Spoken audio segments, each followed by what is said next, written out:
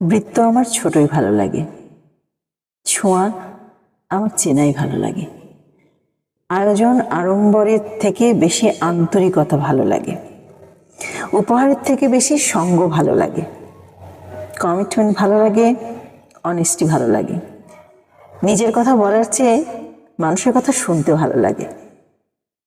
ভুল জায়গায় নাচার থেকে একলা বাঁচা আমার কাছে ঢের ভালো লাগার।